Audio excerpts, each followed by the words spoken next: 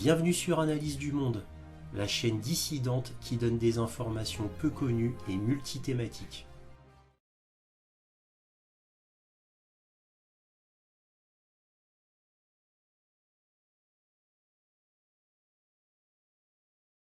Bonjour à vous, bienvenue sur Analyse du Monde. Comme d'habitude, si cette vidéo vous plaît, un petit pouce, un abonnement, un commentaire pour me dire ce que vous en avez pensé. Éventuellement un petit don, lien dans la description. Cela m'aide beaucoup à publier régulièrement. Merci à tous de votre soutien Analyse du Monde, aussi appelé Réinformation sur le Monde sur YouTube. Donc là, cette vidéo va être le point sur l'Ukraine du 15 juillet 2023, avec comme titre Zelensky avoue ses pertes sur le terrain et Zelensky se fait rabrouer par Ben Wallace, le ministre de la Défense anglais, qui a dit que l'Angleterre, ce n'était pas Amazon. Alors d'où vient tout cela? C'est parce que Zelensky, dans son premier entretien télévisé à Vilnius, a dit que, que les Occidentaux ne donnaient pas assez d'armes et en attendant, c'était des morts ukrainiens tous les jours sur le terrain du fait qu'il manque des armes et des munitions. Et comme il a été un peu trop véhément, il s'est fait taper sur les doigts. Et le lendemain, c'est-à-dire le 12 juillet, là, il a été tout sucre, tout miel. Donc, il a fait un discours vraiment servile en ne cessant de répéter qu'il remerciait ses généreux donateurs. Mais il l'a fait tellement appuyé, de manière tellement forte, qu'on n'y croyait pas un seul instant. Donc, on sentait l'hypocrisie absolue dans sa voix. Et en fait, on sentait qu'il montrait sa colère malgré que les mots soient différents. Donc ça suintait la colère rentrée en lui-même. Il avait beaucoup de mal, on va dire, à dire des mots gentils. Hein, le sourire était forcé, cela se voyait. Bref, il s'est fait rabrouer par l'Angleterre, mais pas que. On a appris aussi qu'il s'est fait rabrouer par les Américains. Parce que, en fait, il demandait beaucoup à l'Angleterre et il demandait énormément aux Américains. Et les Américains lui ont rappelé que c'était eux les premiers donateurs et que c'était eux qui tenaient l'Ukraine à bout de bras. Et donc Zelensky a dû se calmer. Alors, d'un autre côté, moi je comprends Zelensky, puisque Zelensky donc, a reçu des Challenger 2, et ce qui a fait, qui a dû générer sa colère, je pense, c'est quand Ben Wallace lui a dit que les Challenger 2 ne devaient pas aller sur le front dans des opérations risquées. Ils devaient rester en arrière. Parce que les Challenger 2 n'étaient pas encore prêts. Et en plus de cela, et à mon avis, Zelensky l'a tout de suite compris, l'Angleterre ne voulait pas subir le même sort que l'Allemagne. C'est-à-dire voir des Challenger 2 détruits sur le front, car cela ferait mauvais genre. Cela ferait tache dans la réputation des Anglais. Parce que les Anglais sont très fiers des Challenger 2, puisqu'ils claironnent au monde entier que c'est le char le mieux protégé au monde, mieux que le Léopard 2. Alors comme les Allemands, eux, ont sacrifié leur réputation quant aux tanks, car on a vu tellement de vidéos de Léopard 2 détruits sur le terrain, donc ça a donné un énorme coup à la réputation des Allemands qui ont dû avaler les couleuvres. Parce que le Léopard 2 était considéré comme peut-être le meilleur char du monde. C'est ce qu'on nous vendait dans les médias. Et que le Léopard 2 sur le terrain allait tout changer. Vous vous souvenez? Léopard 2, ça va tout changer. Voilà.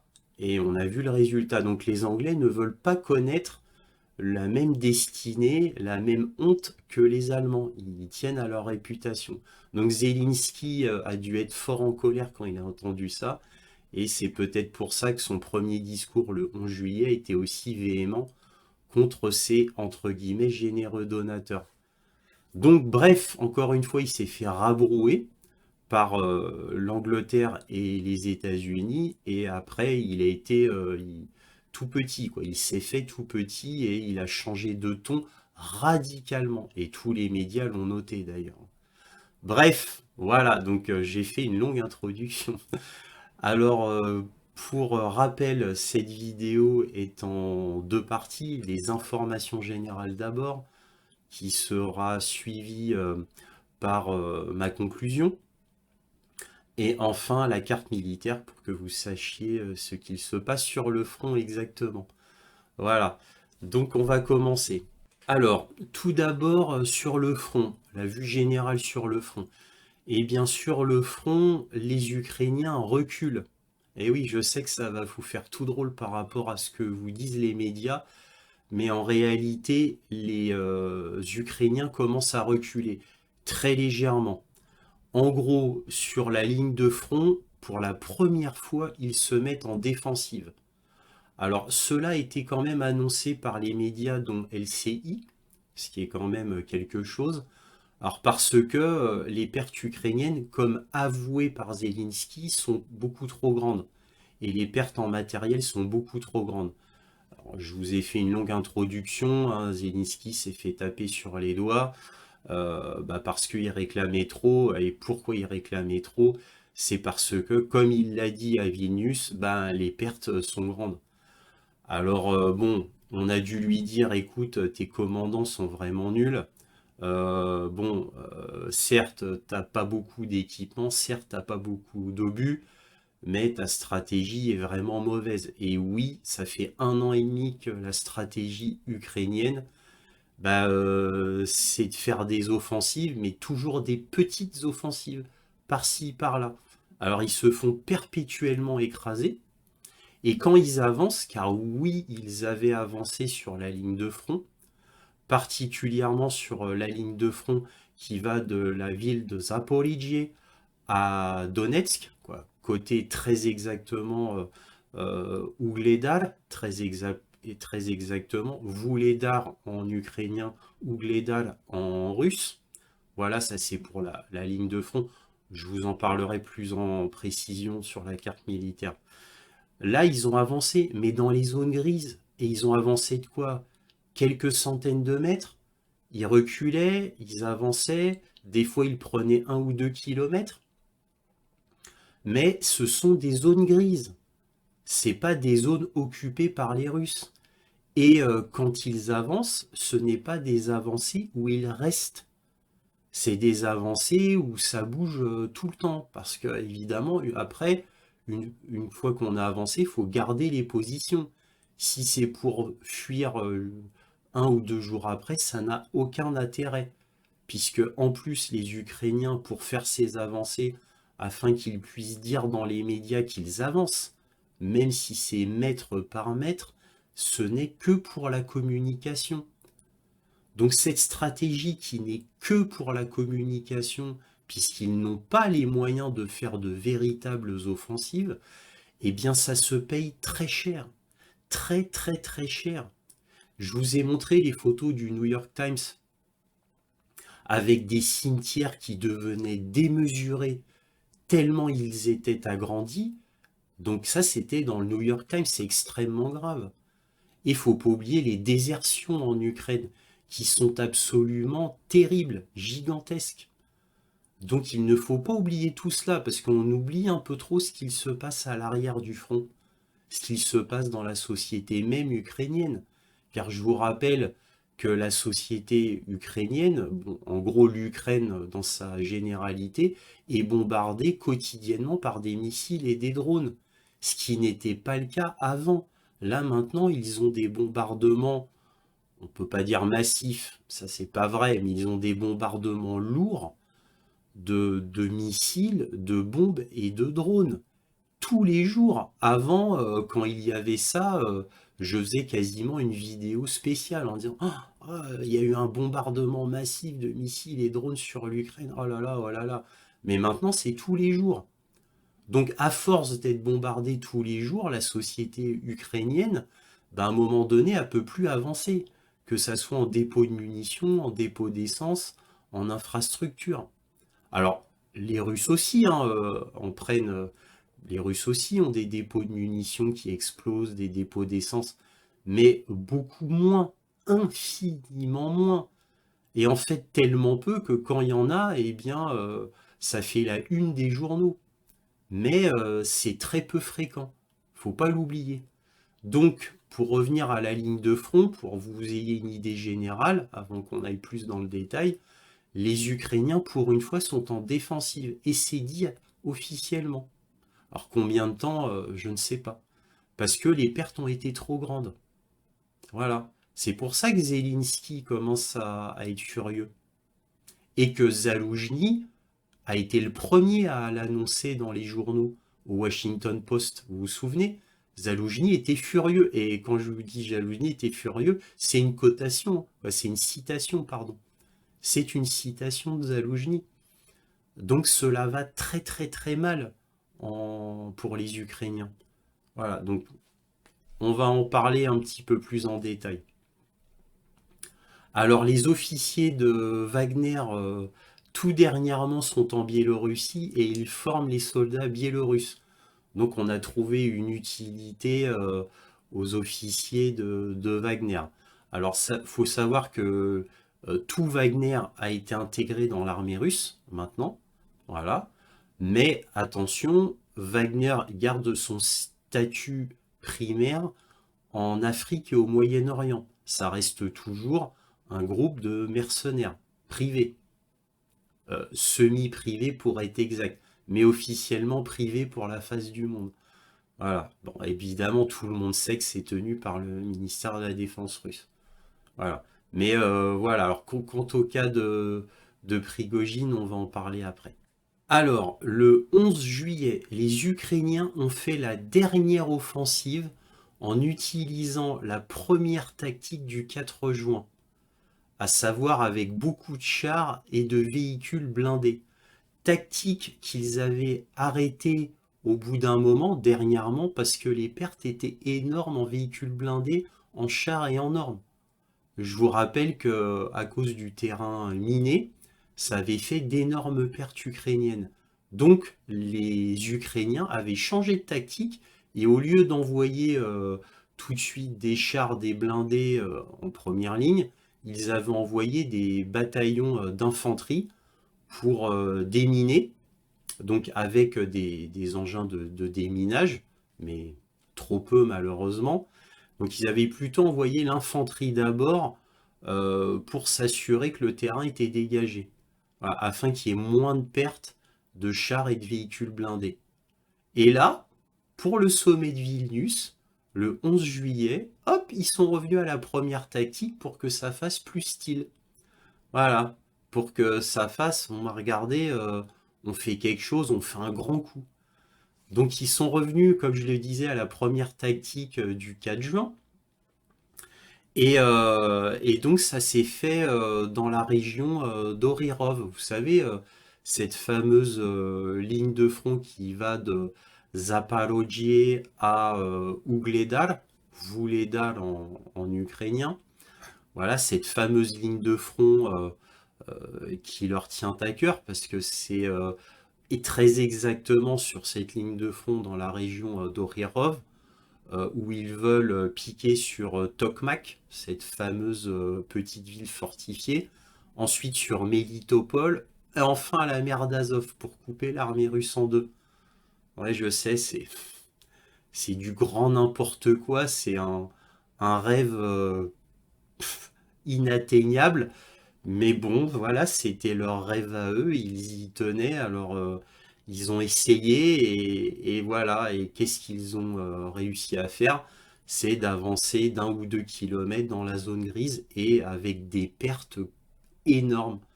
Et les pertes sont tellement énormes, on va le voir tout à l'heure, que Zaloujny, encore une fois, fait parler de lui en disant mais là, faut arrêter, je suis furieux, etc. Et Zelensky qui en a remis une couche et qui s'est fait rabrouer parce que il n'a pas à en rajouter une couche. Lui, Zelensky, homme de communication, lui, c'est le toutou qui ne doit qu'obéir, mais il ne doit pas dire le fond de sa pensée.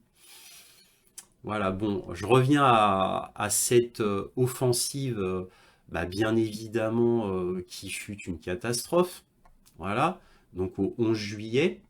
Alors, tout ça pour marquer le coup, afin que l'OTAN, bien évidemment, engage plus d'équipements, plus d'armes, plus de munitions.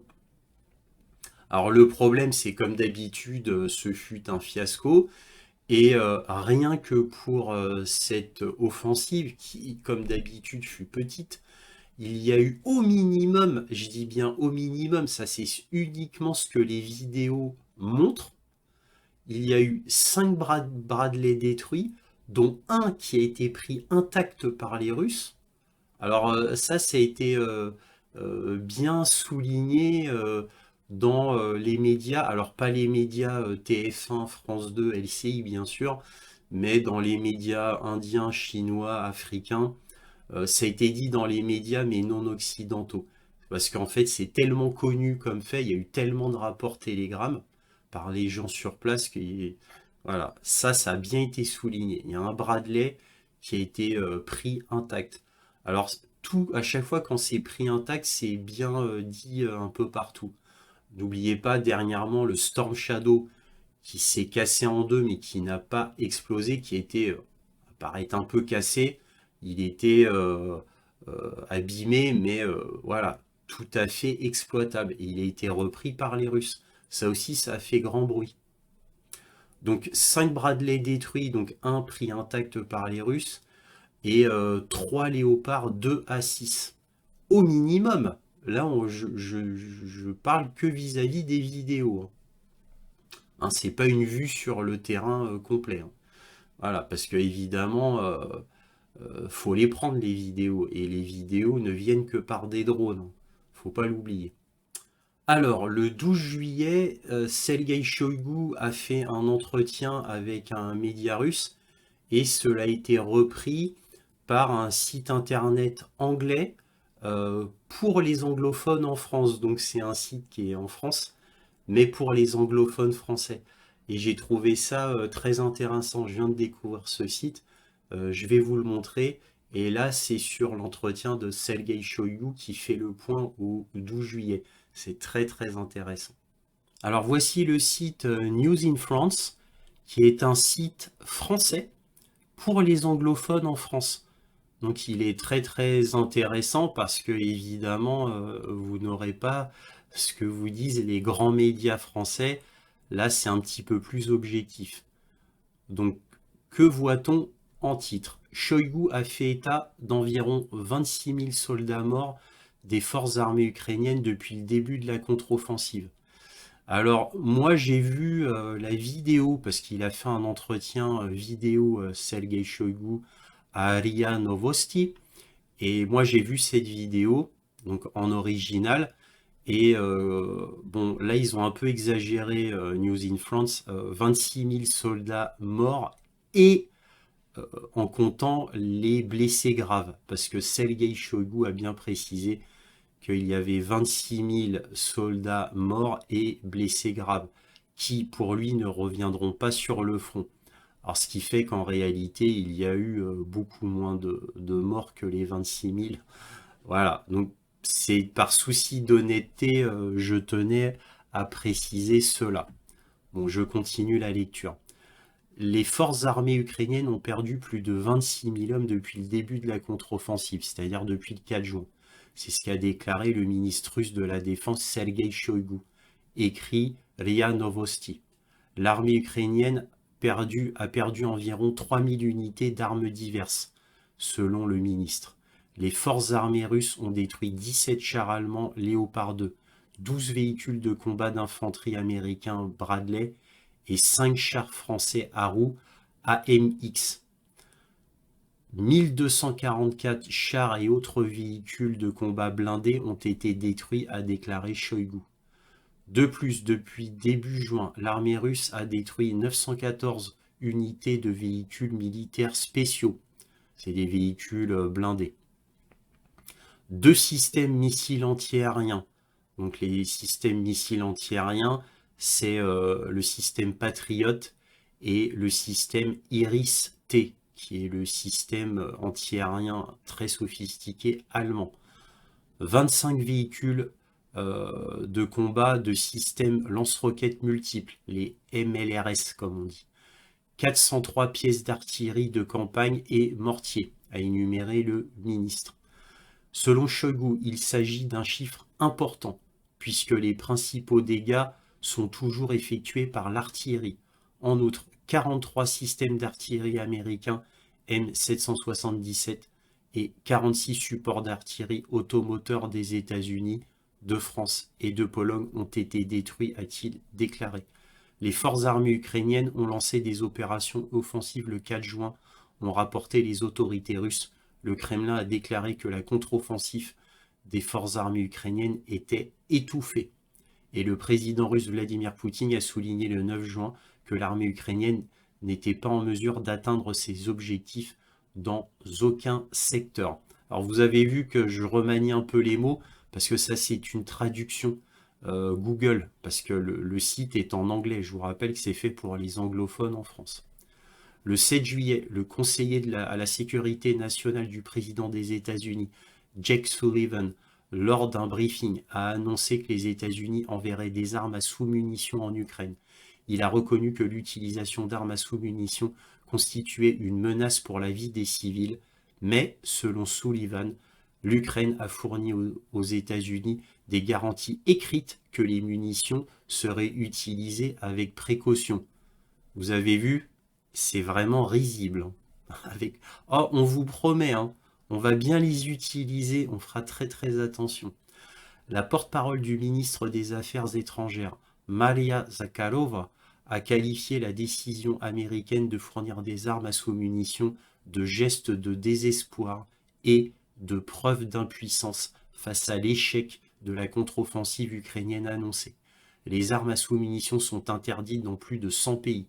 Les partis qui ont ratifié la Convention sur les armes à sous-munitions se sont engagés à ne les utiliser en aucun cas pour produire ou acquérir des armes à sous-munitions, ni à les stocker, à les conserver ou les transférer à qui que ce soit directement ou indirectement.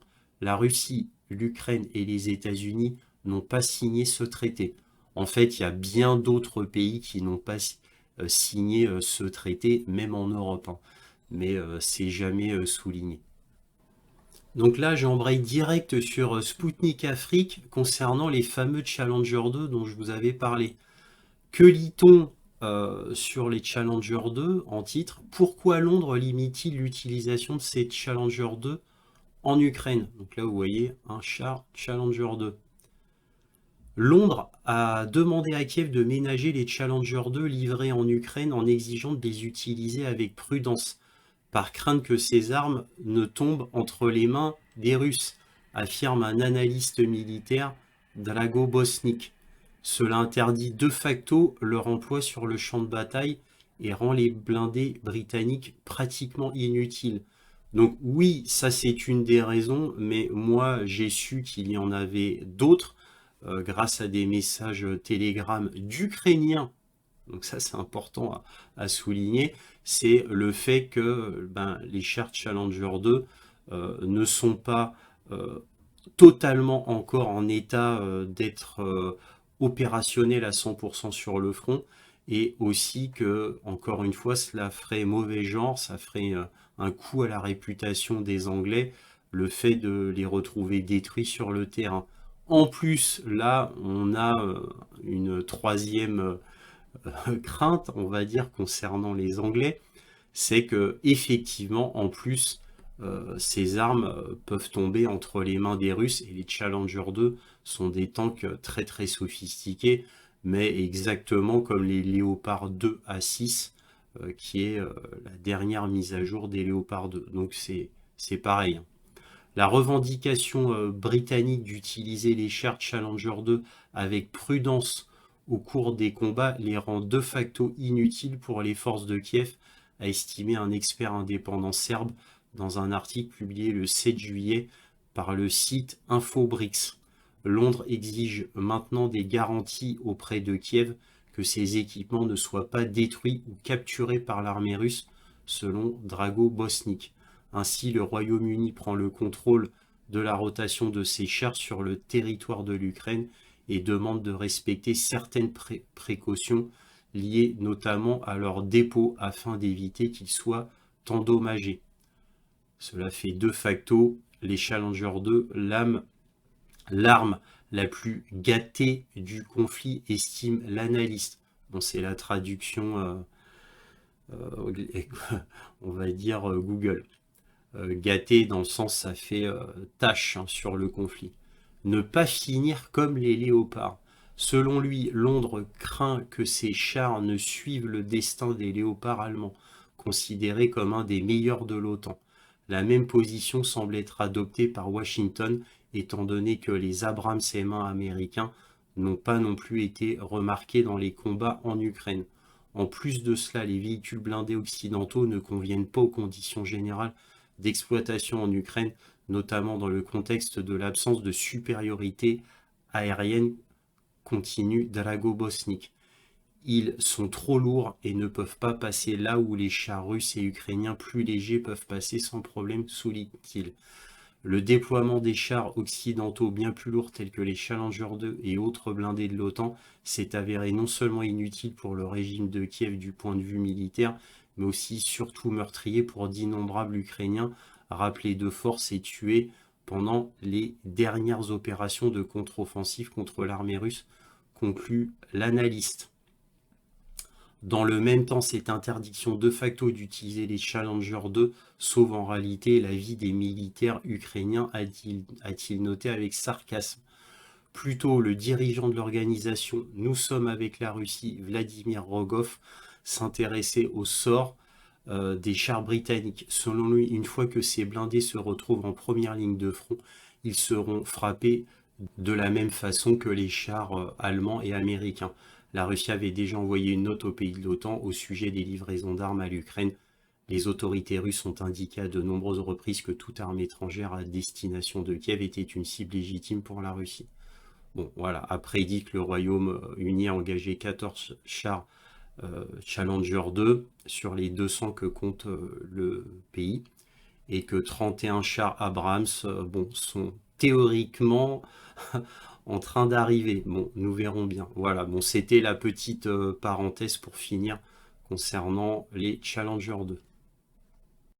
Alors, le site que vous venez de voir, c'est Sputnik Afrique, mais malgré que le site soit clairement pro-russe, les informations qu'il donne sont tout à fait pertinentes et surtout vraies, car cela correspond à mes sources. Donc, surtout qu'en plus, tout ce qui a été dit, je vous l'avais déjà dit dans mes 2 dernières vidéos point sur l'Ukraine. Donc de toute manière, Sputnik Afrique ici dit le vrai. Voilà, ça correspond avec mes sources. Alors, autre information intéressante, le général des forces armées terrestres, le général Syrski, lui est toujours dans sa fonction apparemment première quant à la défense d'Artyomovsk, ex-Bakhmout, et lui, il semble uniquement s'occuper d'Artyomovsk. Vraiment, mais depuis déjà des mois. Et c'est vraiment étonnant. Et apparemment, Zaloujny, on ne le voit pas sur le terrain. D'après les messages Telegram que je vois, russes, certes. Est-ce vrai, est-ce faux? Mais en attendant, Zaloujny, on ne le voit pas sur le terrain. Et on n'a toujours aucune preuve qu'il est bien là. Hein. Certes, il y a eu un entretien avec le Washington Post, mais écrit. Rien ne prouve qu'il est toujours là, Zaloujny. Hein. On ne l'a pas vu réellement en train de faire un entretien en vidéo. Hein. Voilà, nous verrons bien. Bon, bref, Syrski, donc le général en chef des forces armées terrestres, lui semble remplacer Zaloujny sur le terrain. Et il s'occupe toujours d'Artyomovsk. Donc, je comprends que apparemment Zelensky veut absolument récupérer Artyomovsk, ex-Bakhmout, à tout prix. Et toujours là présentement. Donc, c'est incompréhensible parce que malgré ce que disait Zaloujny avant, c'est-à-dire faut laisser tomber Bakhmout, Artyomovsk, eh bien Zelensky s'entête, il s'entête. C'est pour ça qu'il y a toujours des pertes. Parce que je vous en parlerai dans la carte militaire, mais là où il y a le plus de pertes, c'est autour d'Artyomovsk. c'est là où il y a le plus de pertes. Alors je ne comprends pas, c'est toujours encore une fois pour la communication. Vous vous souvenez d'un entretien de Zelensky où il avait dit à une journaliste dans un train, l'entretien était dans un train, et il avait dit non, je sais que Bakhmout n'a pas d'intérêt stratégique, mais c'est un symbole tellement fort qu'on doit garder Bakhmout à tout prix. Cela avait surpris la journaliste, mais c'est comme ça. On comprend que pour l'Ukraine, Bakhmout, Artyomovsk, est un symbole et qu'il faut absolument le récupérer, quel qu'en soit le prix. Alors là, maintenant, je vais vous lire un site américain très intéressant. C'est un site officiel gouvernemental de la défense. Et vous allez voir ce qu'il dit concernant l'aide à l'Ukraine. C'est vraiment édifiant. Donc voici un site gouvernemental américain qui, très exactement, vient du département américain de la défense. Et que lit-on? L'administration Biden annonce une aide supplémentaire à la sécurité pour l'Ukraine. Aujourd'hui, le ministère de la Défense, DoD, a annoncé une aide supplémentaire en matière de sécurité pour répondre aux besoins critiques de l'Ukraine en matière de sécurité et de défense. Cette autorisation est le 42e retrait par l'administration Biden d'équipements et des inventaires du DoD pour l'Ukraine depuis août 2021. Ce paquet fournira à l'Ukraine des systèmes d'artillerie et de munitions supplémentaires, y compris des munitions conventionnelles améliorées à double usage, très efficaces et fiables. Alors c'est un mot pudique pour parler des obus à sous-munitions. Voilà ce que c'est le DPICM, sur lesquels l'administration a mené de vastes consultations avec le Congrès et nos alliés et partenaires. Il comprend également des munitions de défense aérienne supplémentaires, des véhicules blindés, des armes anti-blindées et d'autres équipements pour aider l'Ukraine à protéger son peuple et à contrer la guerre d'agression en cours de la Russie. Les fonctionnalités de ce package incluent munitions supplémentaires pour les systèmes de défense aérien Patriot. Je vous rappelle qu'un missile Patriot coûte entre 4 et 6 millions de dollars suivant la sophistication du missile. Des missiles AMI-7 pour la défense aérienne. Des systèmes antiaériens Stinger. Munitions supplémentaires pour systèmes roquettes d'artillerie à haute mobilité, le fameux HIMARS. 31 obusiers de 155 mm, obus d'artillerie de 155, y compris DPICM, et obus d'artillerie de 105 mm. Je rappelle que les DPICM sont les obus à sous-munitions. 32 véhicules de combat d'infanterie Bradley, 32 véhicules blindés de transport de troupes Stryker. Alors les Stryker, c'est comme les Bradley, mais c'est les Canadiens. C'est canadien. Équipement de déminage, missiles à tube et poursuite optique et guidage filaire TOW. Ça, c'était ils envoient de vieux missiles anti-chars, parce que ça date des années 70, les TOW. C'est des missiles guidés filaires, avec un fil. Les TOW ont été remplacés par les Javelin, qui sont les systèmes portables anti-chars maintenant modernes. Alors, des Javelin et autres systèmes anti-blindés et roquettes, c'est la traduction Google, hein. Munitions aériennes de précision, système aérien sans pilote Penguin, donc drone, 27 véhicules tactiques pour récupérer du matériel. C'est des véhicules semi-blindés pour récupérer le matériel laissé sur le front. 10 véhicules tactiques pour remorquer et transporter du matériel. C'est encore un petit peu la même chose, mais en plus léger. Munitions de démolition et systèmes de franchissement d'obstacles. Armes légères et plus de 28 millions de munitions et grenades pour armes légères. Pièces de rechange et autres équipements de terrain. Les États-Unis continueront de travailler avec leurs alliés et leurs partenaires pour fournir à l'Ukraine les capacités nécessaires pour répondre à ses besoins immédiats sur le champ de bataille et ses besoins d'assistance en matière de sécurité à plus long terme. Donc vous voyez, ça c'était un site du gouvernement américain. Alors évidemment, là, vous avez vu l'envoi. L'envoi, c'est pour remplacer ce qui a été perdu. Voilà. C'est pas pour améliorer ce qu'ils ont déjà, mais c'est pour remplacer ce qui était perdu. Bon, vous ne suivez pas comme moi avec précision. Moi, j'avais les chiffres exacts de tout ce qui a été envoyé par les États-Unis, mais à la munition près, hein. Il suffit d'aller sur le site du gouvernement américain. Ils ont plusieurs sites pour cela. Et il y a des sites qui précisent exactement, gouvernementaux, hein, ce qu'ils envoient. Et avant, je vous avais même fait des copies d'écran dans des anciens points sur l'Ukraine, pour que vous ayez une vue de comment ça se passe, de ce que je vois moi. Et là, vous avez noté que là, on ne dit pas combien. On ne dit que pour des chiffres qui commencent à être un peu intéressants. 31 obusiers par-ci, 32 véhicules de combat Bradley, 32 véhicules Striker. Vous voyez, bon là, ça donne un petit peu de la consistance. Mais là, des javelines, on ne dit pas combien. Des systèmes antiaériens Penguin, on ne sait pas combien de drones. Voilà, on ne sait pas. Des missiles RR, on ne sait pas combien. Des Stinger, on ne sait pas combien. Mais quand vous savez comment ça se passe là aux États-Unis, ils ont donné déjà tous les Stinger. Ils les ont donnés. Là, les États-Unis ne mettent pas des chiffres parce qu'en fait, ils produisent à flux tendu. Ils n'ont plus rien. Ils ont déjà tout donné à l'Ukraine. Et l'Union européenne, c'est pareil. Donc maintenant, ils précisent plus combien ils donnent.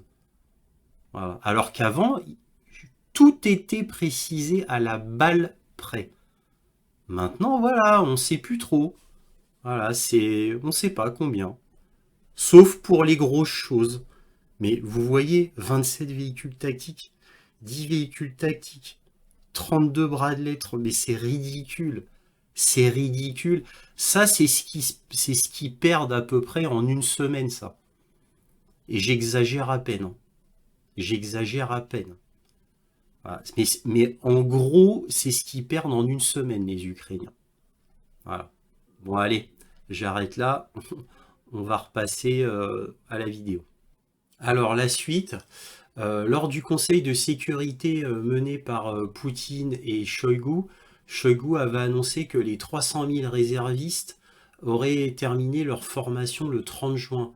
Bon, bah là, c'est terminé depuis un moment, ce qui voudrait dire que les réservistes ont eu plus de 6 mois de formation, voire plus pour certains, ce qui est beaucoup. Mais cela veut dire que les offensives russes qui débutent dans le nord vont être de plus en plus redoutables. Parce que si 300 000 réservistes ont terminé leur formation, bah, maintenant il faut bien les occuper à se battre. Maintenant que la formation est finie, ils vont pas retourner en Russie. Alors il faut se rappeler que plusieurs centaines de milliers de soldats russes ne combattent pas depuis plus de 8 mois en Ukraine. Ce qui veut dire que quand les forces entreront vraiment en offensive générale, cela fera très très mal, car ce sera une déferlante russe qui sera non seulement massive, mais avec des soldats très très bien préparés en équipement et en formation. Dans un entretien avec un journaliste russe, Shoigu précise que la Russie n'a pas signé le traité de non-utilisation de bombes et obus à sous-munitions, mais que la Russie ne les a pas utilisés pendant l'opération militaire spéciale. Donc, ce qui contredit les médias occidentaux qui s'en servent d'excuses, hein, pour dire que comme la Russie s'en est servie pendant la guerre en Ukraine, bah nous on peut se donner le droit de le faire. En fait, c'est faux. Bien évidemment, les Russes n'ont jamais servi de bombes à sous-munitions parce que sinon vous doutez bien que les médias l'auraient claironné au monde entier tous les jours. Et là, les médias balancent que ah bah si, les Russes ils l'utilisent sur le front depuis le début de la guerre, et les médias balancent ça au moment et uniquement au moment où les États-Unis envoient des bombes, des obus très exactement, à sous-munitions. Et là seulement les médias se réveillent. Et quand ils le disent vite fait comme ça, hein. Ils insistent pas là-dessus, hein. Il n'y a pas de journaliste sur place, il n'y a pas d'enquête, c'est pas dit en profondeur, évidemment, il n'y a jamais de preuve de données, ils le balancent comme ça. Comme prétexte, comme excuse. Ils disent, oh bah après tout, les Russes les utilisent aussi, donc nous on a le droit de s'en servir. Vous voyez? Évidemment que les Russes n'ont jamais utilisé de bombes à sous-munitions. Même eux se l'interdisent. C'est comme les États-Unis. Les États-Unis, la Chine, la Russie, mais bien d'autres pays, hein. On nomme que quelques pays, mais il y en a bien d'autres qui n'ont pas signé ce traité de non-utilisation. Mais d'un commun accord, même les pays qui ne l'ont pas signé s'interdisaient de les utiliser. C'était des armes de dernier recours. Et pourtant, les États-Unis le font. Voilà. Donc, après l'histoire des Anglais qui ont envoyé des munitions à l'uranium appauvri, eh bien, on a les obus à sous-munitions maintenant, les cluster bombs. Voilà. Donc, vous voyez, l'Occident ne recule devant rien, hein. Et c'est pour montrer à quel point ils sont aux abois. Parce que comme ils n'ont plus rien, ils ont plus de missiles, ou quoi, très peu, et quasiment plus d'obus, bah, ils envoient les fonds de tiroir, ce qui leur reste. Parce qu'ils n'ont pas le choix, tout simplement.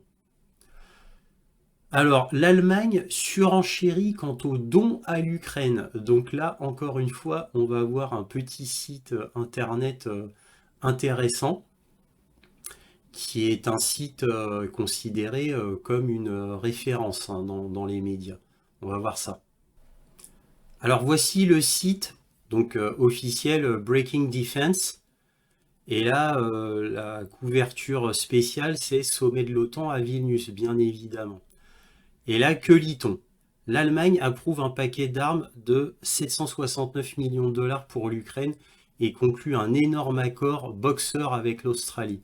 Alors Boxer, ce sont des véhicules blindés de reconnaissance qui sont fabriqués en coopération entre l'Allemagne et l'Australie.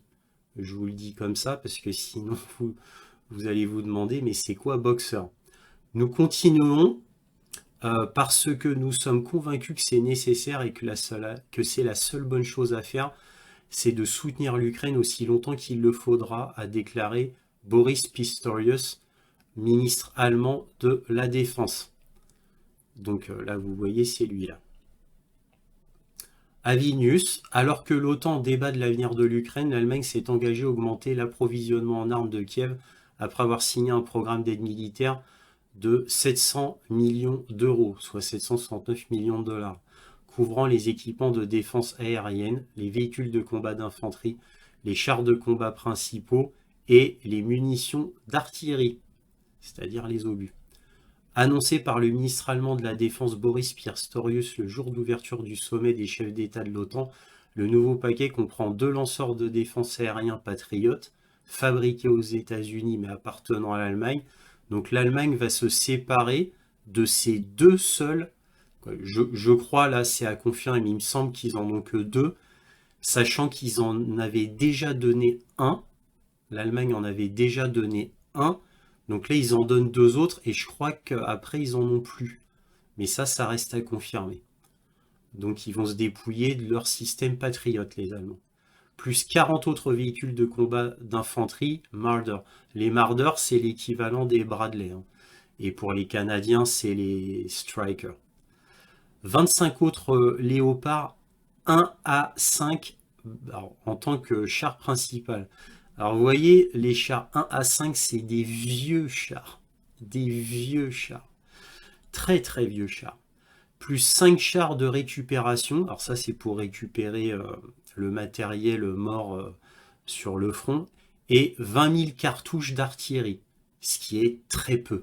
Très très peu. Un ensemble complet de capacités anti-drone et un drone Luna de renseignement. Ça, c'est des bons drones, hein, les drones Luna. Donc, c'est des drones de surveillance et de reconnaissance. Et ils ont été inclus, selon un communiqué du ministère allemand. Au total, a indiqué le ministère, 31 articles seront envoyés en Ukraine à partir des stocks des forces armées allemandes ou des partenaires industriels. 31. C'est ridicule. C'est un autre paquet énorme pour l'Ukraine et au total, jusqu'en 2027, nous dépenserons plus de 17 milliards d'euros, a déclaré Pistorius lors du sommet de l'OTAN. Nous procédons ainsi avec un financement supplémentaire parce que nous sommes convaincus que c'est nécessaire et que la seule bonne chose à faire est de soutenir l'Ukraine aussi longtemps qu'il le faudra. Ça, c'est des mots, hein. C'est pas vrai. C'est pour ça qu'ils disent 17 milliards, ça paraît gros, hein, jusqu'en 2027. Mais les Allemands comptent que la guerre soit finie, bien entendu, en 2023. Bien que considérable, le dernier paquet d'armes est bien en deçà de la plus grande contribution d'aide militaire du pays à Kiev de 2,7 milliards d'euros, annoncé en mai, et qui couvrait 200 drones de reconnaissance, 30 chars Léopard 1 à 5, 20 véhicules blindés de transport Marder et plus de 100 véhicules de combat, 18 obusiers automoteurs et 4 systèmes de défense aérienne à moyenne portée à IRIS-T, les fameux IRIS-T qui sont l'équivalent des Patriotes pour les Allemands. Donc vous voyez, là même eux ils le disent, ça veut dire que ce qui est donné à l'Ukraine est bien inférieur que ce qui avait été donné avant. Donc il y a une baisse. Le nouveau financement pour l'Ukraine arrive juste un jour après que Berlin a négocié un accord formel de principe avec l'Australie pour plus de 100 véhicules blindés Boxer, selon Reuters. D'autres rapports évaluent l'accord à environ 661 millions de dollars. Ça, c'est pour les 100 véhicules Boxer. Mais ça, c'est des véhicules blindés de reconnaissance. Mais vont-ils être utiles à l'Ukraine? Je ne le crois pas. Ça, c'est pour l'Allemagne, c'est tout. Ce n'est que mon avis, mais c'est comme ça que je le vois. L'accord s'inscrit dans le cadre du programme Schwerer Waffenträger Infanterie. Excusez-moi pour mon allemand. Infanterie porteuse d'armes lourdes de l'armée allemande, conçue pour trouver un successeur au véhicule Weasel. Belette. En anglais, on dit weasel. Weasel, c'est la fouine, la belette, mais weasel en anglais veut dire quelqu'un de sournois. Bon, bref, c'était la petite aparté. Les négociations sur l'accord entre les gouvernements allemands, australiens et allemands, ainsi que le constructeur automobile Rheinmetall, ont débuté en avril 2023 pour établir des arrangements juridiques et commerciaux selon le constructeur. La production de Boxer pour l'Allemagne, basée sur la variante du véhicule de reconnaissance de combat de l'armée australienne, aura lieu dans le Queensland, en Australie, équipé d'un canon automatique MK30 comme armement principal. La version CRV comprend également une tourelle Lance pour 2 hommes et un module de mission de reconnaissance selon Rheinmetall. Bon, voilà. Vous voyez, bon, tout ça, c'est pour vous dire que l'Allemagne continue à donner, certes, mais pour faire bonne figure. C'est ce que je vous dis depuis des mois et des mois. Oui, on continue à donner, regardez ce que donne l'Allemagne. Mais, voilà, de moins en moins, on sent que c'est de plus en plus éloigné. Et ce qui est donné, c'est ridicule. Je vous donne un seul exemple. 25 autres chars Léopard 1 à 5. Pas des 2 à 6, des 1 à 5. Voilà ce qu'ils donnent. Allez, on revient à la vidéo. Alors aussi, il y a eu 5 chefs du bataillon Azov qui ont été prisonniers en Turquie depuis le 20 mai 2022. Donc ces 5 chefs du bataillon Azov sont libérés par la Turquie de manière illégale, car violant le contrat fait entre la Russie, l'Ukraine et la Turquie. Les héros, entre guillemets, sont rentrés à la maison, dit Zelensky, alors qu'ils sont clairement des néo-nazis. Pourtant, le bataillon Azov, là, il n'y a pas de polémique, il n'y a pas de débat. Tout le monde reconnaît que ce sont bien des combattants néo-nazis, affichés en plus, ostentatoires. Mais c'est un aveu d'échec suite aux offensives catastrophiques ukrainiens, et cela a été fait pour remonter le moral des soldats ukrainiens. Bon, pas que, il y a aussi les plans de vengeance, entre guillemets, hein, mesquins, pourrait-on dire, d'Erdogan. Bon, ça, c'est un autre facteur. Mais c'est aussi, pour l'Ukraine, ça sert à donner une bonne nouvelle, sans compter que dans le même mouvement, Erdogan a donné son accord à l'adhésion de l'Ukraine à l'OTAN. Bon, trahison envers la Russie, de la Turquie, et cela s'est fait à cause principalement des États-Unis, qui ont finalement été d'accord pour envoyer des F-16 à Erdogan. Voilà.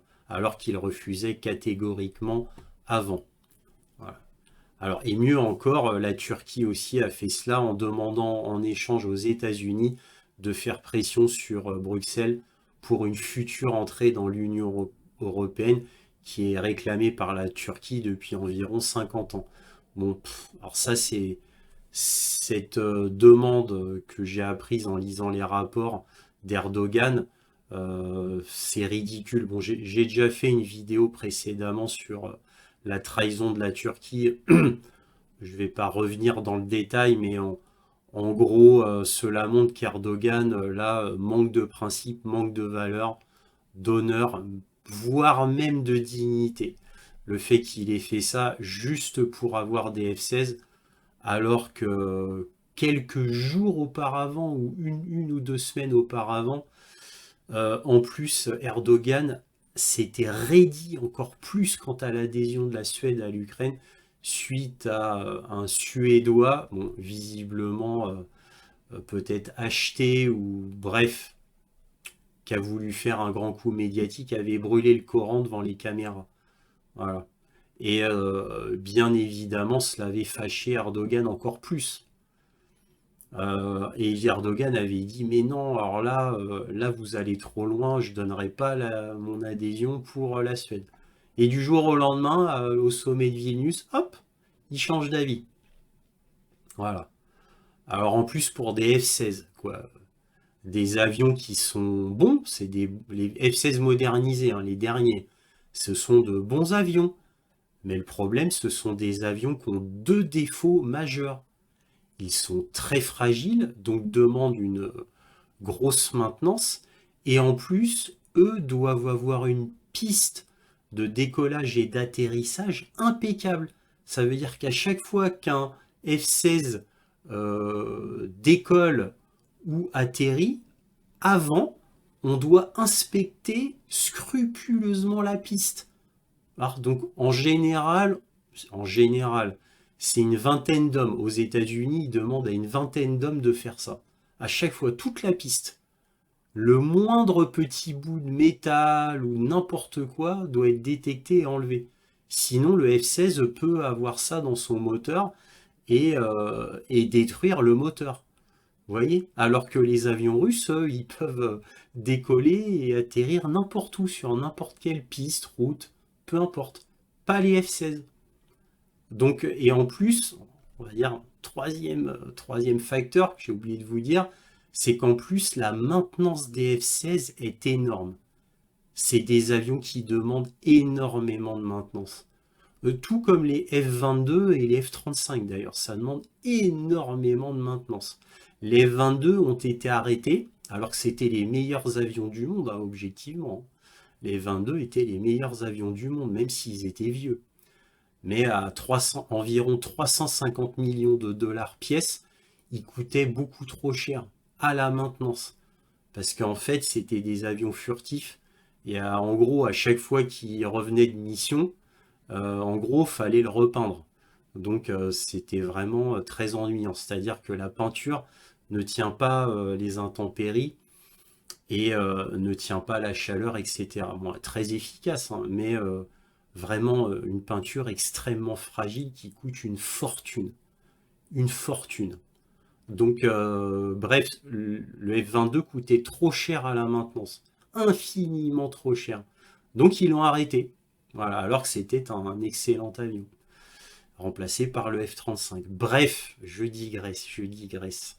Donc Erdogan, bah voilà, coup de trahison pour des choses toutes petites. Alors, certes, il y a eu ce qui s'est passé en Syrie, où les forces turques sont attaquées par les forces russes, parce que les forces turques commençaient à beaucoup trop s'incruster en Syrie, et les Russes ont mis le holà tout de suite. Donc ça n'a pas plu à Erdogan. Et il y a eu le coup du marché de céréales pour l'Ukraine, où la Turquie s'était posée comme celui qui allait faire plier Poutine officiellement pour lui faire continuer ce marché des céréales ukrainiennes et russes aussi, puisque ça incluait les céréales russes. Mais Poutine, il a dit non, non, non, je ne continue pas le marché des céréales, parce que c'est à notre désavantage.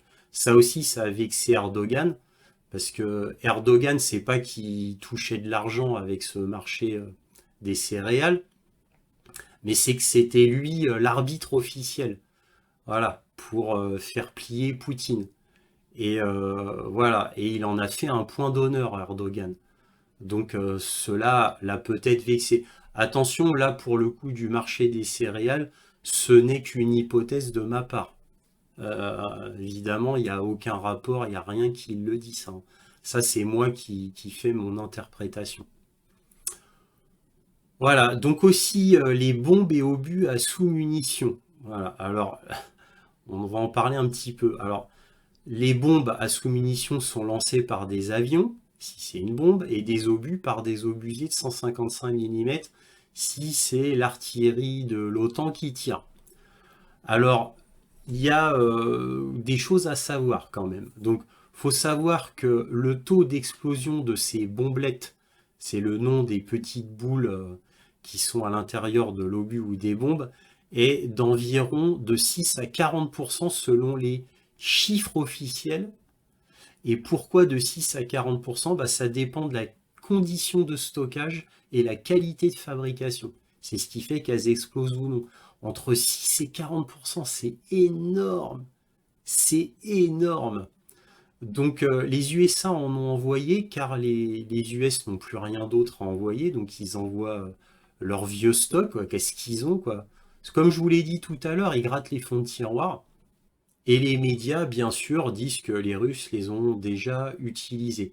Ce qui est faux, je le répète, les Russes n'ont jamais utilisé des bombes ou des obus à sous-munitions en Ukraine. Par contre, et ça c'est prouvé, les Russes ont bien utilisé du phosphore blanc sur l'usine Azovstal à Mariupol. Ça, c'est vrai. J'ai vu les vidéos, c'est incontestable.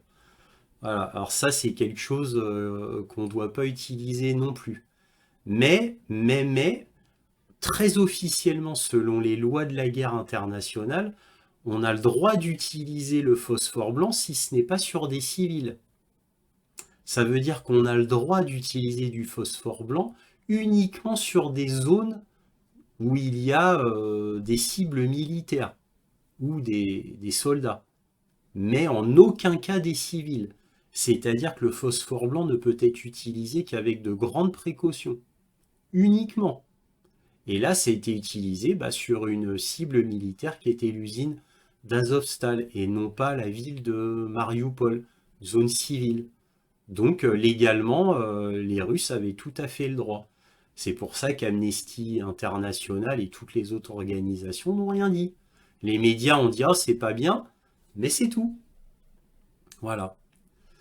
Alors, faut savoir que quand les États-Unis ont dit qu'ils allaient envoyer des obus à sous-munitions, l'Allemagne a protesté officiellement par la bouche de Pistorius. Voilà, donc il a dit que l'envoi de ces bombes n'était pas du tout du goût de l'Allemagne. Et qu'est-ce qu'a dit à un moment donné Stoltenberg, le chef de l'OTAN, en entendant ça? Officiellement, Stoltenberg a répondu que l'Allemagne n'avait pas son mot à dire dans les décisions de l'OTAN et que des obus à sous-munitions seraient bien donnés à l'Ukraine. Et comme je vous avais dit dans un autre point militaire, un autre point sur l'Ukraine, eh bien, cela montre quand même que l'Allemagne peut être humiliée à l'international, pas de problème. Olaf Scholz, comme un gentil toutou, ne va rien dire. Pareil, quand on lui a explosé les Nord Stream, ce qui a détruit l'Allemagne, je dis bien détruit l'Allemagne économiquement et même socialement, qui a instauré une crise énergétique en Allemagne mais aussi en Europe, Olaf Scholz, qu'est-ce qu'il a dit? Rien, absolument rien. Et pourtant, c'est un des plus grands scandales des 100 dernières années. Voilà, mais rien. Ce qui prouve qu'Olaf Scholz est complètement à la botte des États-Unis. Mais bon, voilà. Et vous noterez que l'Allemagne a protesté, Pistorius, ministre de la Défense allemand, mais l'Italie, l'Espagne, la France, surtout la France, qu'a-t-elle dit pour les bombes à sous-munitions, obus à sous-munitions? Rien, Macron il a rien dit. En Italie, Mélanie elle a rien dit du tout. L'Espagne ils ont rien dit. Il y a personne, personne n'a rien dit. Personne. Voilà. Mais bon, c'est comme ça. Alors aussi, Macron a annoncé lors de la conférence de Vilnius l'envoi de missiles de croisière Scalp. Alors les missiles de croisière Scalp, c'est les Storm Shadow. Il y a juste l'inscription sur le missile qui change, hein. C'est tout, hein. Ce sont des missiles de croisière fabriqués par la France d'ailleurs et qui sont envoyés en Angleterre. Donc c'est la France qui fabrique les Scalp-Storm Shadow pour les Français et l'Angleterre. Alors moi c'est ce que j'ai compris, peut-être que je me trompe sur ce point-là, mais j'ai compris ça, hein, que l'usine de fabrication serait dans le Loir-et-Cher et que ce serait la France qui fabriquerait pour la France et l'Angleterre. Donc ce sont des missiles de croisière d'une portée d'environ 250 km à l'export, sachant que les Scalp, comme les Storm Shadow, vu que ce sont les mêmes missiles, s'ils ne sont pas bridés, ils peuvent aller jusqu'à 500 km. Mais en général, ils sont bridés spécialement à l'export. Donc là, c'est 250 km. Alors le prix d'un Scalp, c'est-à-dire d'un Storm Shadow, c'est d'environ 900 000 euros hein, quand même, hein. Donc on l'emploie que sur des cibles à haute valeur ajoutée, hein. Des cibles importantes, quoi. Alors, la France envoie ça, Macron il a dit ça, certainement parce que ça y est, les Anglais ont vidé leur stock, bien évidemment, comme les États-Unis. Donc la France prend le relais de l'Angleterre. La France d'ailleurs qui devient de plus en plus belliciste, du moins de parole. De parole. Nous verrons bien. Mais on sent un changement de Macron qui s'aligne de plus en plus avec Olaf Scholz, hein. Alors nous avons un grand mystère et une grande nouvelle par rapport à ce qu'a annoncé officiellement Dimitri Peskov, le porte-parole du Kremlin, concernant Prigojine, bien sûr. Juste après la mutinerie le 29 juin, Prigojine et les principaux commandants de Wagner ont été reçus par Vladimir Poutine pendant 3 heures. Ça, c'est l'annonce officielle. Peskov dit que Prigojine a confirmé qu'il ne voulait pas faire de coup d'État, qu'il reste loyal et les commandants ont donné leur version des faits. Alors moi, mon hypothèse à moi, c'est que peut-être que Prigojine ne voulait pas faire de coup d'État, mais malheureusement, il a agi comme s'il voulait faire un coup d'État. Je vous rappelle que Prigojine dit là officiellement non, j'ai pas voulu faire de coup d'État, juste me plaindre de Shoigu et Gerasimov. Mais avouez quand même que c'est une drôle de façon de se plaindre. Donc si on croit Prigojine, si on le croit vraiment, hein, qu'il est sincère, ça veut dire qu'il est complètement idiot alors. Il montre avec une colonne de chars, 2 blindés, des Pantsir. Il détruit 6 hélicoptères de combat, un avion de reconnaissance, qui coûte une fortune. Les Russes en ont très peu. Ça fait plus de 20 morts, et au final c'était juste de la protestation. Allons, allons. Ça, c'est ce qu'il dit. Je crois qu'il a voulu tenter sa chance juste au cas où. Quand on proteste, on fait pas ça. Ce n'est que mon avis, mais ça me semble logique quand même, ça me semble cohérent. Dire non, non, non, c'était qu'une mutinerie pour virer Shoigu et Gerasimov. Bah oui, mais Prigogine, s'il veut virer Shoigu et Gerasimov, il est obligé de faire un coup d'État. Donc c'est ridicule, c'est ridicule. Bon, enfin bref, c'est comme ça, mais je sais pas, peut-être qu'il est simplement idiot, hein, et qu'on se fait des films, mais c'est simplement qu'il est bête, qu'il est idiot, qu'il réfléchit pas à ce qu'il fait. Peut-être, hein, peut-être que Prigogine a pété un câble et qu'il a agi en impulsif. Ça aussi, peut-être aussi. Bon, bref, on ne saura jamais. Donc Poutine aurait discuté de leur futur travail, comment il pourrait les recaser. Alors à savoir que les charges contre Prigogine apparemment étaient abandonnées et que l'argent ainsi que sa maison, son manoir, a été restitué.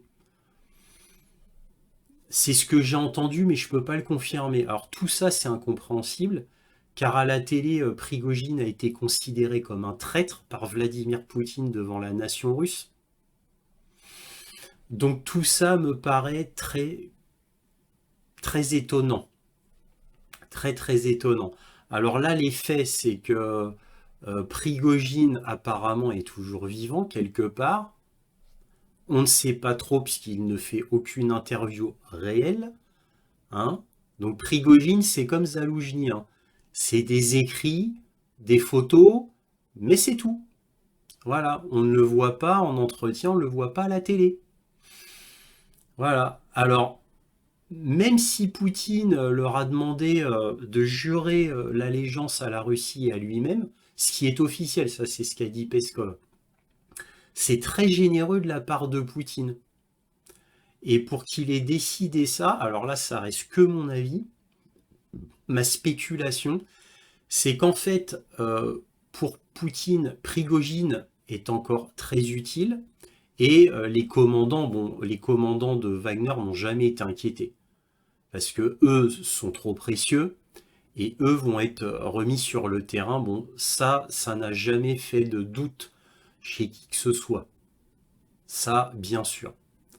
Ils ne pouvaient pas se permettre d'éliminer ces commandants-là, même ceux qui étaient mutins, parce qu'ils sont trop précieux. Poutine a dit, bon, il a dû se dire, étant un pragmatique, il s'est dit, à eux, je leur donne une seconde chance, parce que ça m'arrange bien. Par contre, concernant Prigogine, moi je pense que Prigogine, il le garde encore sous le coude pour que les affaires de Wagner, qui incluent plusieurs grandes sociétés, hein, Wagner, c'est qu'une partie de cette société-là, hein, cette grande société. Il y a d'autres grosses sociétés à l'intérieur de Wagner. Et moi, je pense que comme les affaires sont très complexes pour Wagner, Poutine a demandé à Prigogine bon, de mettre à plat, que tout soit arrêté proprement, parce que Poutine n'aurait pas pu le faire lui seul. Et comme Prigogine connaît très bien sa société, bien évidemment, sa société entre guillemets, hein, c'est quand même le GRU qu'il a créé, qui paye les gens de Wagner, qui donne le matériel aux gens de Wagner, etc. Je rappelle que Prigogine n'est qu'un commercial. Hein. Il n'est qu'un commercial, je le répète. Hein. Il fait que du marketing. Hein. C'est un financier. Voilà, donc c'est un commercial et il travaille au marketing, c'est tout. Et bref, je pense que Poutine avait encore besoin de lui pour terminer les affaires de Wagner proprement. Récupérer tout l'argent qu'il faut, faire que la passation de pouvoir se passe bien. Enfin, la passation de contrat, là, pour être plus exact, se passe bien. Surtout vis-à-vis des contrats africains et moyen-orientaux. Voilà, ça c'est mon avis. Mais je reste sur ma supposition qui est que Prigogine est un mort-vivant. Je ne donne pas cher de la peau de Prigogine. Je connais maintenant assez bien Vladimir Poutine. Poutine l'a déclaré traître à l'État devant la nation. et tout d'un coup, plus rien, comme si de rien ne s'était passé. Les 6 hélicoptères abattus, l'avion de reconnaissance, plus de 20 morts, des militaires de haute volée, hein. On parle de pilotes, hein. On parle d'experts qui étaient à l'intérieur de ces avions et hélicoptères. Comme ça, comme ça, hop, terminé. Non, non, la vengeance est un plat qui se mange froid. Surtout connaissant Vladimir Poutine. Encore une fois, je le répète, hein, je ne donne pas cher de la peau de Prigogine. Par contre, tout le reste de Wagner, rien ne change, mais ça c'était évident. C'était évident. Alors je vous rappelle à tous que Wagner, ça y est, s'est intégré totalement officiellement dans l'armée russe, comme en fait ça l'est réellement dans les faits depuis toujours, au final. Hein, parlons le vrai. Sauf que là, c'est officiel, il n'y aura plus de façade. Wagner est intégré à l'armée russe. Par contre, il y a toujours la société Wagner privée pour l'Afrique et le Moyen-Orient. Je le répète, hein, ça ne changera pas. Hein. Donc les affaires continuent comme d'habitude. Hein, pour le reste, hors Russie. Les affaires continuent, rien ne change. C'était important, c'est pour ça que je le répète. Voilà. Maintenant, pour Prigogine, nous verrons bien. Alors la conclusion, alors pour démarrer sur le front, eh bien sur le front, les pertes ukrainiennes sont énormes, toujours. Surtout que pour le 11 juillet, c'est-à-dire pour Vilnius, eh bien Zelensky a décidé de reprendre la vieille tactique qu'ils avaient fait au 4 juin, c'est-à-dire de faire une attaque plus ou moins grande avec beaucoup de blindés, c'est-à-dire des tanks et des véhicules blindés d'infanterie. Et ça a été un énième fiasco. Je vous rappelle que comme cette stratégie était perpétuellement des fiascos, des débâcles, Zelensky, ou on va dire Sierski pour être exact, le général des forces armées terrestres, avait changé de tactique en envoyant l'infanterie en tête de lance et non pas les véhicules blindés afin de faire de la reconnaissance, de déminer pour éviter que les véhicules blindés soient automatiquement détruits, principalement par les mines, les drones, etc. Donc cette tactique pour Vilnius, pour faire un coup d'éclat, pour dire eh, regardez, on est là, regardez, on avance, eh bien ils ont fait un coup de com' et qui a été comme d'habitude, et ça ne pouvait en être autrement, une catastrophe, une énième, une millième catastrophe, évidemment. Alors et Zelensky qui a demandé, qui a supplié au début les États-Unis d'envoyer plus d'armes, de munitions, etc. Et puis à l'Union européenne aussi. Mais là, il a demandé à Vilnius un peu trop fort. Il a été un peu trop loin. Et Zelensky s'est fait rabrouer très fermement. Et là, pour le coup, par Ben Wallace, le ministre de la Défense anglais. Alors que pourtant, les Anglais, c'est des fous. Hein. C'est des pro-ukrainiens pareillement à la Pologne. Hein. C'est-à-dire, c'est des pro-ukrainiens à fond. Et pourtant, Ben Wallace a pris la mouche. Là, il a dit, écoute, là, Zelensky, là, tu vas un peu loin, on n'est pas Amazon. Donc, Zelensky qui s'est fait rabrouer en plus par le Pentagone en même temps, parce que l'Angleterre et les États-Unis, c'est la même entité, et bien le lendemain, le 12 juillet, Zelensky change de ton, mais du tout au tout, il change radicalement de ton, il remercie ses alliés de leur générosité, oh vous êtes trop bons, oh merci, il n'arrête pas de répéter ça, ça en devient vraiment ridicule et pathétique, c'est presque grossier, parce qu'en fait, il exagère tellement dans ses propos qui sont tellement empoulés qu'on comprend que c'est de la pure hypocrisie. Et à mon avis, c'est fait exprès par Zelensky pour bien montrer à ses alliés, entre guillemets, occidentaux, son énervement. Parce que moi, je jette pas la pierre à Zelensky personnellement. Zelensky, il a raison. Pour une fois, je lui donne raison. Parce que Zelensky, lui, j'ai envie de dire, entre guillemets, le pauvre. Lui, c'est un comédien qui a été mis là artificiellement par les États-Unis. Voilà, je tiens à le rappeler. Voilà, ça a été prévu de longue date, il y a bien des années. Et lui, entre guillemets, il n'a rien demandé. Parce que au tout début de la campagne présidentielle de Zelensky, il a été élu pour faire la paix avec la Russie, pour qu'il n'y ait plus de problème avec le Donbass. Il a été élu pour ça et uniquement pour ça. Avec évidemment les États-Unis derrière qui ont poussé, parce qu'évidemment, sinon les gens n'auraient jamais euh, voté pour un bisexuel qui a fait des vidéos à la télé scabreuses et scandaleuses, qui est un comédien qui n'y connaît absolument rien et qui est catapulté comme ça président du jour au lendemain. Donc Zelensky, au début, au tout début de l'invasion, il a demandé à négocier avec Poutine. Poutine avait dit d'accord, ça se passait bien. Et ça, c'était au 26 février 2022, 2 jours après l'invasion russe. Donc le plan de Vladimir Poutine avait marché à merveille. À merveille. Et pourtant, les États-Unis ont torpillé les négociations. Ils ont dit à Zelensky, ne négocie pas, ne t'inquiète pas, tu auras toute la force des États-Unis et de l'Union européenne derrière toi. Tu ne peux pas perdre la guerre, on sera derrière toi totalement. Parce que les États-Unis pensaient qu'avec les sanctions de l'Union européenne, et les sanctions américaines aussi, ça allait mettre à plat, ça allait faire un effondrement de l'intérieur de la Russie. L'économie russe allait s'effondrer et Vladimir Poutine allait repartir la queue entre les jambes. Malheureusement, le plan est tombé complètement à l'eau. Le 9 avril, il y a une nouvelle négociation à Istanbul. Ça aurait pu se faire vraiment. La guerre aurait pu être arrêtée. Et là, que s'est-il passé? Boris Johnson, le 9 avril, prend son jet privé. Il arrive en quelques heures à Kiev et dissuade Zelensky de faire des négociations en lui promettant qu'avec l'aide occidentale, encore une fois, il ne peut pas perdre la guerre.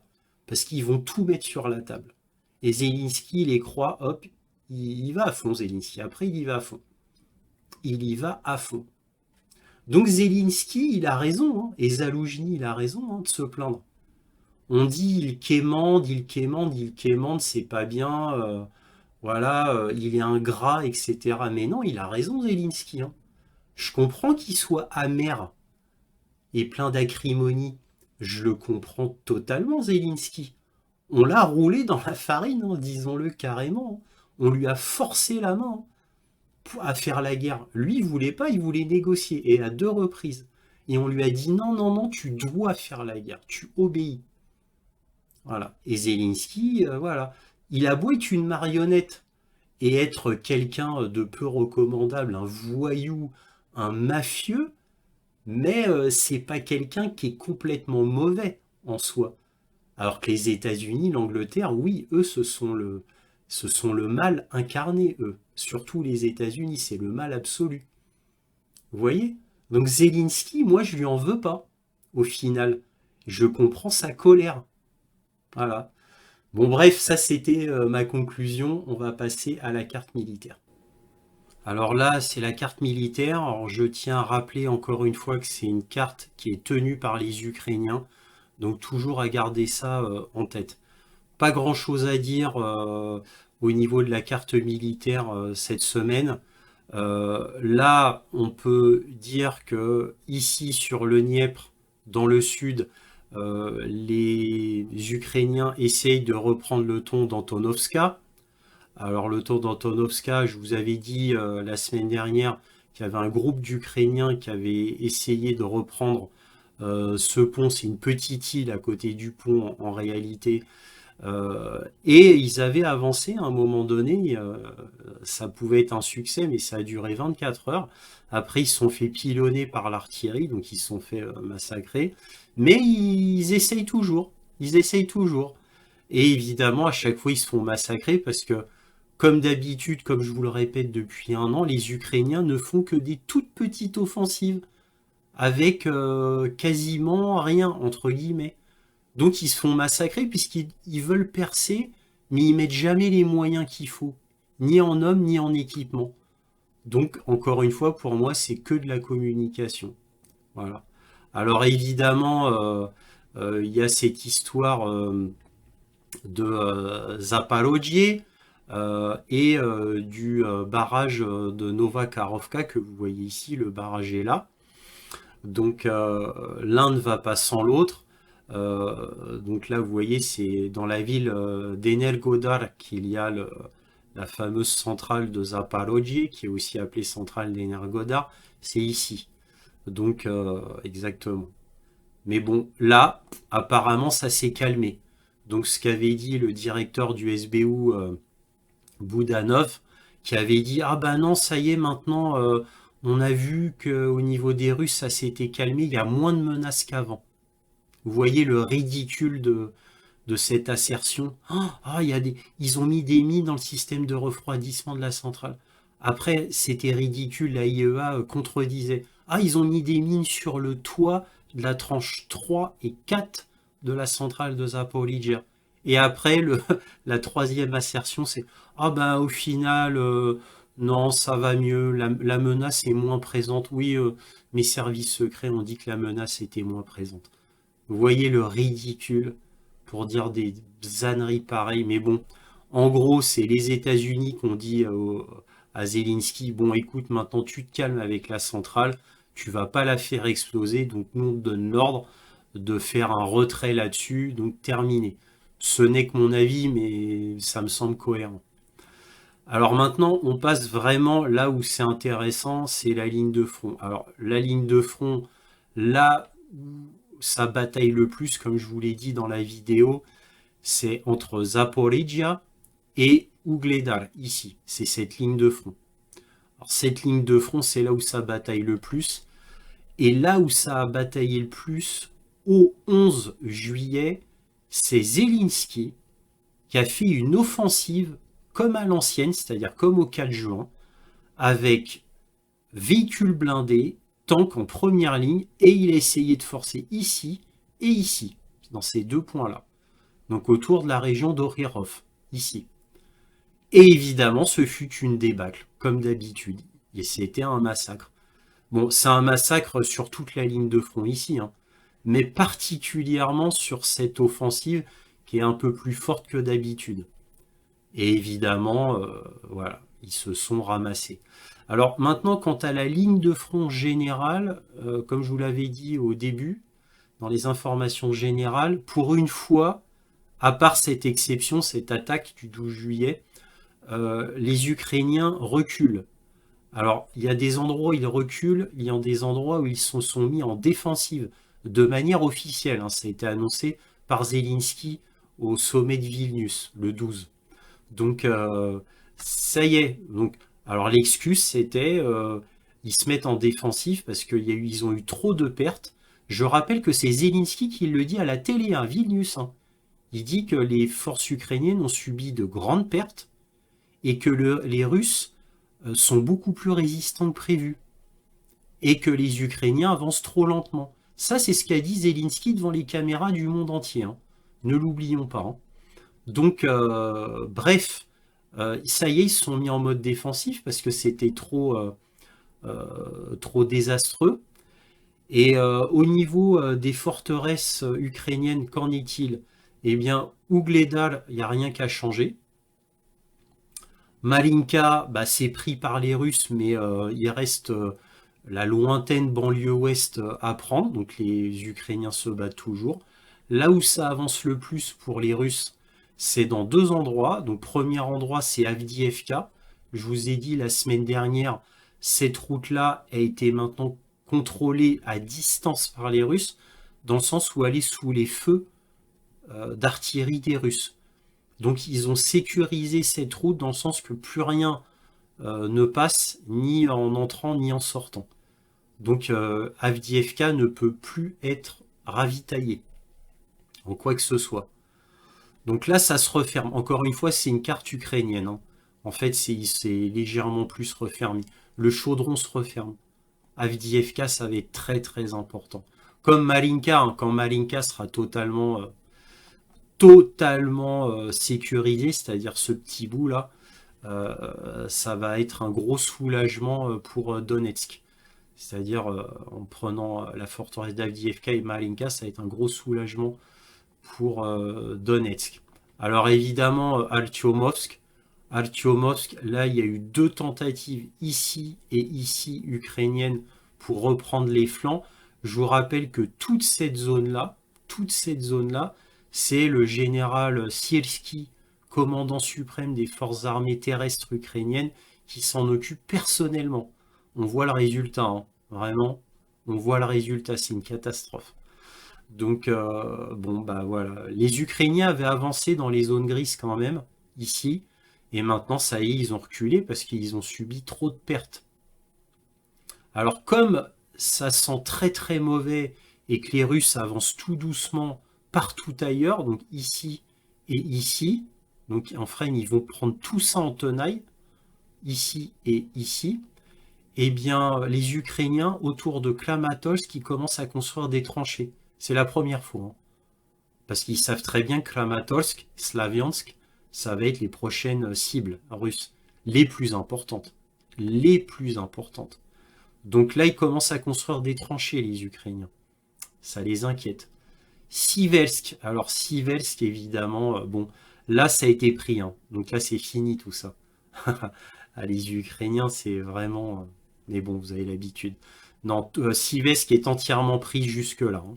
Ça, c'est fini, ça. Ça a été pris il y a plusieurs jours déjà. Donc c'est ici maintenant. C'est ici. Siversk, c'est très très important. C'est les forteresses les plus importantes. Évidemment, le but, c'est d'avancer jusqu'à Slaviansk. C'est-à-dire les forces russes doivent avancer comme ça vers Slaviansk et comme ça vers Kramatorsk. Et évidemment, tout ça doit être repris pour les Russes. Alors aussi, les Russes avancent sur Liman.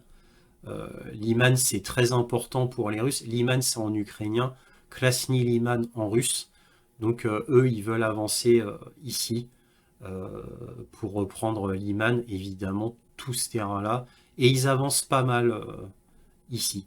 Là où ils avancent le plus, voilà, c'était le deuxième endroit dont je voulais vous parler, c'est sur Kupiansk. Donc là, de manière avérée, enfin, j'ai eu l'info, ils ne sont plus qu'à moins de 2 km de Kupiansk. Voilà. Et c'est là où ça avance le plus. C'est sur ce terrain-là que ça avance le plus. Voilà. Parce que c'est là où il y a le moins de troupes ukrainiennes aussi. Troupes ukrainiennes, c'est en train de se faire massacrer. En guerre d'attrition, toujours vers le sud. Voilà. Mais vers le nord, évidemment, il y a moins de monde. Donc les Russes, c'est là où ils avancent le plus. Voilà ce qu'on pouvait dire sur la carte militaire au 15 juillet, aux dernières nouvelles. Voilà, c'est fini. Si cette vidéo vous a plu, un petit pouce, un abonnement, un commentaire pour me dire ce que vous en avez pensé et éventuellement un petit don. Lien dans la description, c'est très important pour moi, cela me permet de publier régulièrement. Merci à tous de votre soutien à Analyse du Monde, aussi appelé Réinformation sur le monde sur YouTube, et toujours, bien sûr, soyez curieux.